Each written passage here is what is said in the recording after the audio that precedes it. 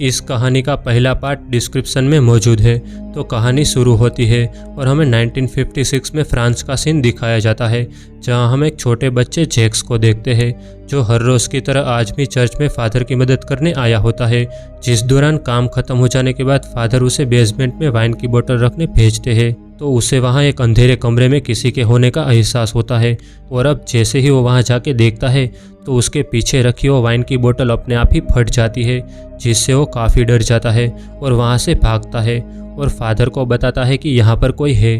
और जब फादर बाहर देखने आते हैं तो उन्हें वहाँ पर होली वाटर उबलता हुआ दिखता है, जो देखते ही देखते भाप बन जाता है। और तभी हम वहाँ पर उस डीमन नन को देखते हैं, जो फादर को हवा में उड़ा के जला देती है। जो भयानक नज़ारा देख के जैक्स भी काफ़ी डर जाता है। वहीं हम एक आदमी को देखते हैं जो उस चर्च से बाहर जा रहा होता है, जिसकी परछाई उस डीमन नन जैसी होती है, जिसका मतलब वो डीमन नन हो ना हो उस आदमी के अंदर है। जिसके बाद हम सिस्टर आयरीन को देखते हैं, जो इटली के एक चर्च में अपना जीवन बिता रही होती है, जहां उनकी दोस्ती एक दूसरी नन सिस्टर डेब्रा से हो जाती है।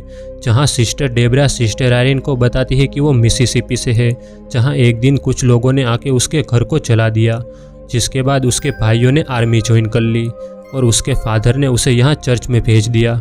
जिस पर सिस्टर आयरीन बताती है कि बचपन में उसके फादर भी उसे कुछ ज़्यादा पसंद नहीं करते थे, क्योंकि उसे भी अपनी माँ की तरह कुछ विज़न दिखते थे। फिर एक दिन उसके फादर ने कुछ डॉक्टर्स बुला के उसकी मदर को उससे अलग कर दिया और उसे चर्च भेज दिया। फिर हमें फ्रांस में एक गर्ल्स हॉस्टल को दिखाया जाता है, जहां हम फ्रेंची यानी मोरिस को देखते हैं, जिसे हमने इस कहानी के पहले पार्ट में देखा था, जो उस स्कूल में छोटे मोटे काम किया करता था। जिस दौरान उसकी दोस्ती एक सोफी नाम की लड़की और उसकी मदर केट से हो जाती है, जो उस स्कूल की टीचर भी थी। वहीं हम सोफी के साथ पढ़ रही 3 शरारती लड़कियों को देखते हैं, जो हमेशा उसे परेशान किया करती थी। पर मोरिस आके सोफी को हमेशा उन लड़कियों से बचाया करता था। जहां हम स्कूल की प्रिंसिपल को भी देखते हैं, जो हमेशा सबसे गुस्से में बात किया करती थी। अब वो सबसे गुस्से में बात क्यों किया करती थी वो तो हमें आगे ही पता चलेगा। अब वो मोरिस को अपने कमरे में से कॉकरोचेस साफ करने के लिए कहकर वहाँ से चली जाती है।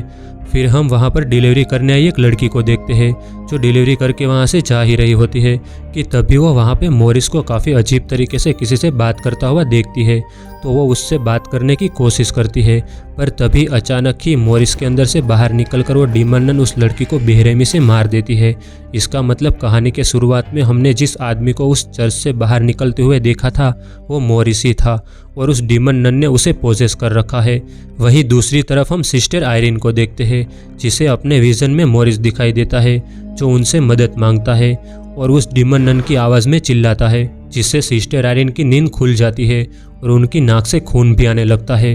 अब अगले दिन सिस्टर आयरीन से मिलने वेटिकन से फादर आते हैं, जो सिस्टर आयरीन को यूरोप के शहरों में हो रही नन्स और प्रीस्ट की मौतों के बारे में बताते हैं और कहते हैं कि वो डीमन नन जिंदा है, जिसने हाल ही में फ्रांस में एक फादर को उनके ही चर्च में जलाकर मार दिया। और अब सिस्टर आयरीन को फिर से उसका सामना करना होगा और पता लगाना होगा कि वो क्या चाहता है।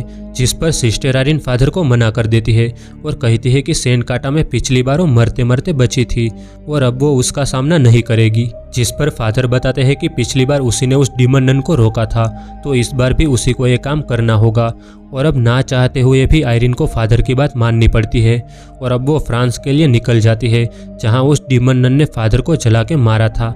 तभी चुपके से सिस्टर डेब्रा भी उस ट्रेन में चढ़ जाती है, जो देख सिस्टर आयरीन काफ़ी गुस्सा होती है और सिस्टर डेब्रा को यहाँ ऐसे आने से मना करती है, क्योंकि अगर चर्च को पता चला तो उसे चर्च से निकाल दिया जाएगा। जिस पर सिस्टर डेब्रा बताती है कि उसकी माँ भी जल के मारी गई थी और वहीं उसके लिए गॉड थी, पर उसने कभी अपनी आंखों से चमत्कार होते हुए नहीं देखे हैं। पर अब वो उसके साथ आके उसकी मदद करना चाहती है और गॉड के चमत्कार को अपनी आंखों से देखना चाहती है और उस पर यकीन करना चाहती है, जो सुनकर सिस्टर आयरीन उसकी बात मान जाती है। वहीं दूसरी तरफ गर्ल्स हॉस्टल में हम उन 3 शरारती लड़कियों को देखते हैं, जो खेल के बहाने सोफी को चैपल में ले जाती है, जहां प्रिंसिपल ने किसी को भी जाने से मना किया होता है।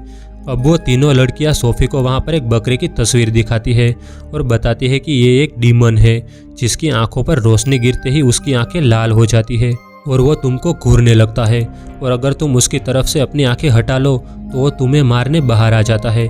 जो सुन के सोफी उस बकरे की आंखों में देखने लगती है, जिसका फ़ायदा उठाकर वो तीनों लड़कियां चुपके से वहां से निकल जाती है और सोफी वहां पर अकेली रह जाती है।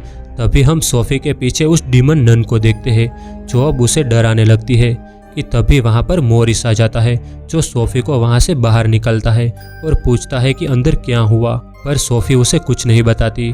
तभी वहाँ पे सोफी की मदर केट भी आ जाती है जिससे मॉरिस पूछता है कि आखिर प्रिंसिपल चैपल को हमेशा बंद क्यों रखती है और बच्चों को वहाँ क्यों नहीं जाने देती। जिस पर केट बताती है कि कुछ सालों पहले वॉर के दौरान बमबारी में प्रिंसिपल का बेटा उस चैपल में मारा गया था, जिसके बाद प्रिंसिपल ने उस चैपल को हमेशा के लिए बंद कर दिया और किसी को भी वहाँ जाने से मना कर दिया और तब से ही वो हमेशा गुस्से में रहती है। वहीं दूसरी तरफ हम सिस्टर आयरीन और सिस्टर डेब्रा को देखते हैं जो फ्रांस के उस चर्च में पहुंच जाते हैं जहां सिस्टर आयरीन को पता चलता है कि जिस दिन फादर की मौत हुई उस दिन यहां पर एक आदमी भी था जिसका नाम फ्रेंची था। और अब सिस्टर आयरीन समझ जाती है कि यह फ्रेंची और कोई नहीं बल्कि मॉरिस है जिसको उस डीमन नन ने पोजेस कर रखा है। और ऐसा तब हुआ होगा जब एबे में मॉरिस सिस्टर आयरीन को आखिरी बार बचाने गया था। फिर हम सोफी को देखते हैं जिसे भी अब वो डीमन नन स्कूल में दिखने लगती है जिससे वो काफ़ी डर जाती है। फिर हम सिस्टर आयरीन को देखते हैं जिसे जैक्स रास्ते पे खेलता हुआ मिल जाता है और अब उसे रोकने की कोशिश में सिस्टर आयरीन एक बुक स्टोर तक पहुंच जाती है जहां वो देखती है कि उन बुक्स के पेजेस अपने आप ही पलटने लगते हैं और तभी अचानक ही उसमें से वो डीमन नन निकलकर सिस्टर आयरीन पर हमला कर देती है। और तभी उन्हें एक विजन आता है जिसमें उन्हें एक औरत दिखती है जिसकी कोई आंखें निकाल रहा था और उस औरत के हाथ में हम एक डिब्बे को भी देखते हैं। फिर सिस्टर आयरीन वहां पर बेहोश हो जाती है जिसे सिस्टर डेब्रा आके संभालती है। वहीं दूसरी तरफ स्कूल में हम मॉरिस को देखते हैं जो चैपल के दरवाजे पर अपना सर पटक रहा होता है जिसकी आवाज़ सुनकर प्रिंसिपल वहां पर आ जाती है जो उसे होश में लाती है। और अब यहाँ होश में आते ही मॉरिस काफ़ी अजीब तरीके से वहाँ से चला जाता है। तभी प्रिंसिपल को चैपल से किसी बच्चे की हंसने की आवाज़ आती है और अब वो चैपल का दरवाज़ा खोल के उसके अंदर देखने जाती है जहाँ उन्हें अपने मरे हुए बेटे का घोंस्ट दिखता है जो उन पे हमला कर देता है। और यहाँ ये सब और कोई नहीं बल्कि वो डीमन नन कर रही होती है जो अब प्रिंसिपल के बेटे के जरिए ही प्रिंसिपल को मार देती है। अब अगले दिन केट को चैपल में प्रिंसिपल की लाश मिलती है जिससे वो काफ़ी डर जाती है और अब स्कूल में भी प्रिंसिपल की मौत से सब लोग काफ़ी डरे हुए होते हैं। वहीं दूसरी तरफ हॉस्पिटल में सिस्टर आयरीन को भी होश आ जाता है जो सिस्टर डेब्रा को बताती है कि उसने अपने विजन में देख लिया है कि उस डीमन नन को क्या चाहिए और उसी चीज़ को ढूंढने के लिए वो मॉरिस का इस्तेमाल कर रहा है और मिलते ही उसे मार देगा। और तभी सिस्टर डेब्रा बताती है कि जब वो बेहोश थी तब यहाँ जैक्स नाम का एक लड़का आया था जिसे हमने कहानी की शुरुआत में देखा था जो उसे फादर का एक होली क्रॉस देके गया होता है जो वो सिस्टर आयरीन को दिखाती है। और जब सिस्टर आयरीन वो होली क्रॉस देखती है तो उन्हें उसमें एक निशान दिखता है जो उसने उन फोटोज़ में भी देखा था जिन सभी को डीमन नन पहले मार चुकी है। इसका मतलब हो ना हो इस निशान का कुछ ना कुछ मतलब ज़रूर है जो जानने के लिए सिस्टर आयरीन अपने एक दोस्त के पास पहुंचती है जहां उन्हें पता चलता है कि यह निशानी सेंट लूसी के खानदान की है। और सिस्टर आयरीन ने बेहोश होने से पहले अपने विजन में जिस औरत को देखा था जिसकी आंखें निकाली जा रही थी वही सेंट लूसी थी। और जब सेंट लूसी की मौत हुई तब उसका परिवार किसी तरह बच गया जो पूरी दुनिया में फैल गया और उन आंखों को कहीं छुपा दिया जिसमें काफ़ी ताकतें थी। साथ ही उन्हें पता चलता है कि वो डीमन नन पहले एक फरिश्ता हुआ करता था जिसको गॉड ने निकाल दिया और उसकी सारी ताकतें ले ली और अब उसको सेंट लूसी की आंखें चाहिए ताकि वो अपनी ताकत फिर से हासिल कर सके। जहाँ पर उसका दोस्त बताता है कि वो आंखें सालों पहले एक प्रीस्ट को मिली थी जिसने उसे यहाँ से कुछ दूर एक चर्च में छुपाई थी जहाँ बहुत पहले एक वाइन कंपनी हुआ करती थी और आज के टाइम में वहाँ पर एक गर्ल्स हॉस्टल है और ये वही गर्ल्स हॉस्टल होता है जहाँ पर मॉरिस काम करता है। यानी मॉरिस काम के बजाय उस हॉस्टल में वो आंखें ढूंढ रहा होता है। और अब यह सब सुनकर सिस्टर आयरीन और सिस्टर डेब्रा तुरंत उस हॉस्टल की तरफ निकल जाते हैं। वहीं स्कूल में हम सोफी को देखते हैं जो प्रिंसिपल की डेथ से काफ़ी दुखी होती है जिसका मूड ठीक करने के लिए मॉरिस और केट डांस करते हैं। तभी अचानक ही मॉरिस की तबीयत बिगड़ने लगती है जहाँ पर हम मॉरिस के गर्दन पर उस उल्टे क्रॉस को भी देखते हैं। और तभी वहाँ पर वो डीमन नन आ जाती है जो अपने तस्वीर की मदद से उन सभी को डराने लगती है जो देख मॉरिस केट और सोफी को लेकर वहाँ से भागता है। वहीं अब सिस्टर आयरीन और सिस्टर डेब्रा भी गर्ल्स हॉस्टल में पहुँच जाते हैं और तभी वो डीमन नन मॉरिस को पोजेस करके कहती है, हेलो सिस्टर, और इतना कहकर वो हंसते हुए चैपल की तरफ जाने लगता है। जो देख सिस्टर आयरिन और सिस्टर डेबरा उसे रोकने की कोशिश करते हैं, पर मॉरिस सिस्टर आयरिन और सिस्टर डेबरा दोनों पर हमला कर देता है।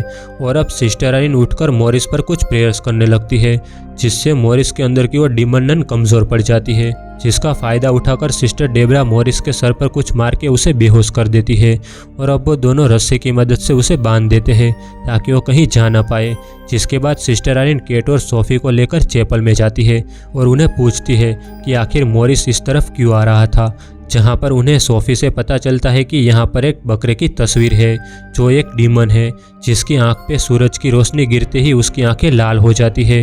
जो देखने के लिए सिस्टर आयरिन सिस्टर डेबरा को टॉर्च की रोशनी उस बकरे की आंख पर मारने के लिए कहती है। और अब सिस्टर डेबरा ऐसा ही करती है, जिससे उस बकरे की आंखें लाल हो जाती है और उसकी आंख से एक लेज़र निकलती है जो चैपल के एक कोने में पड़ती है, जहां खोदने पर सिस्टर आयरिन को आंखें मिल जाती है जो एक डिब्बे में बंद होती है। वहीं हम उस बकरे वाले डीमन को देखते हैं जो अब उस तस्वीर से बाहर निकल गया होता है, जो हॉस्टल की दूसरी लड़कियों पर हमला कर देता है।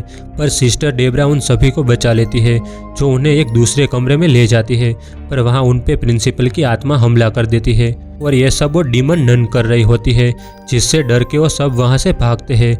वहीं अब मॉरिस को भी होश आ जाता है, जो चैपल में आके सिस्टर आयरिन पर हमला कर देता है, जिससे सिस्टर आयरिन के हाथ से वो आंखें नीचे गिर जाती है, जिसे लेके सोफी वहां से भागती है और पास के एक टावर पे जाके छुप जाती है। अब उसे ढूंढते हुए मॉरिस भी उस टावर पर पहुंच जाता है, जहां वो सोफी को देख लेता है और उस पर हमला करने ही वाला होता है कि तभी वो आंखें एक्टिवेट हो जाती है, जिसके अंदर से एक पीली रोशनी निकलती है, जिससे मॉरिस के अंदर की वो डीमन नन कमज़ोर पड़ जाती है। और अब उस आंख की ताकत से पूरा टावर नीचे गिर जाता है, पर सोफी किसी तरह अपने आप को बचा लेती है और वो आंखें सिस्टर आयरिन को दे देती है। तभी मॉरिस भी वहां पर आ जाता है, जो सिस्टर आयरिन पर हमला कर देता है, पर इस बार सिस्टर आयरिन उन आंखों की मदद से उसे रोक देती है। और अब उन आंखों की ताकत से मॉरिस तड़पने लगता है और उसकी आंख और नाक से खून आने लगता है और वो वहीं गिर जाता है। वहीं हॉस्टल में हम उन लड़कियों को देखते हैं, जिसके पीछे अब भी वो बकरे वाला डीमन पड़ा होता है, जिस दौरान वो उन 3 शरारती लड़कियों में से एक लड़की को अपने नाखून से जख्मी कर देता है, जिससे वो लोग काफ़ी डर जाते हैं। वहीं दूसरी तरफ हम सिस्टर आयरिन को देखते हैं, जिसे लगता है कि अब मॉरिस मारा गया, पर यह उस डीमन नन की एक चाल होती है। और अब जैसे ही वो उसके पास जाती है, अचानक ही मॉरिस उठ जाता है, जो सिस्टर आयरिन के पास से वो आंखें छीन लेता है और अब वो आंखें डीमन नन के पास आ जाती है, जिससे वो काफ़ी ताकतवर हो जाती है। और अब वो सिस्टर आयरिन को हवा में उड़ा के जलाने लगती है, जैसा उसने कहानी की शुरुआत में उस फादर के साथ किया था। तभी सिस्टर आयरिन को एक विजन आता है, जिसमें उसे उसकी मॉम दिखती है, जो उसे बताती है कि मैं हमेशा तुम्हारे साथ हूँ। जहाँ उसे एक औरत भी दिखती है, जिसकी आंखें चमक रही थी। और अब जैसे ही सिस्टर आयरिन अपनी आंखें खोलती है, वो आग अपने आप ही बुझ जाती है, जहां हमें पता चलता है कि सिस्टर आयरिन और उसकी मदर सेंट लूसी के खानदान से है। और यही वजह थी कि सिस्टर आयरिन और उसकी मदर विजन देख सकती थी। और अब वो डीमन नन काफ़ी गुस्सा हो जाती है, जो सिस्टर आयरिन और सिस्टर डेबरा पर हमला कर देती है। वहीं मॉरिस भी सोफी को पकड़ लेता है। तभी सिस्टर आयरिन देखती है कि यहाँ पर वाइन है, क्योंकि यहाँ पर पहले वाइन की फैक्ट्री हुआ करती थी। और अब जैसे चर्च में प्रेयर्स करने पर वाइन जीसस क्राइस्ट के खून में बदल जाती है, वैसे ही यहाँ सिस्टर आयरिन और सिस्टर डेबरा पूरे यकीन के साथ उस वाइन पे प्रेयर्स करने लगते हैं, जिससे वो सारी वाइन जीसस क्राइस्ट के खून में बदल जाती है, जो अब उस डीमन नन पे गिरती है, जिससे वो डीमन नन बुरी तरह जलने लगती है और वापस नर्क में चली जाती है। और अब सब कुछ ठीक हो जाता है। फिर हमें अगले दिन का सीन दिखाया जाता है, जहां हम सिस्टर आयरिन और मॉरिस को देखते हैं, जो एक दूसरे को आखिरी बार अलविदा कहते हैं। जहां मॉरिस अपने आगे की ज़िंदगी बिताने के लिए केट और सोफी के साथ चला जाता है, जिसके बाद हम सिस्टर आयरिन को मॉरिस को देखने के बाद थोड़ा डरा हुआ देखते हैं, क्योंकि उन्हें लगता है कि वो डीमन नन अभी मॉरिस के अंदर है। और इसी के साथ ये मूवी यहीं एंड हो जाती है गाइस। तो दोस्तों, अगर ये कहानी आपको पसंद आई हो तो वीडियो को लाइक और चैनल को सब्सक्राइब कर दीजिए। तब तक के लिए स्टे ट्यून।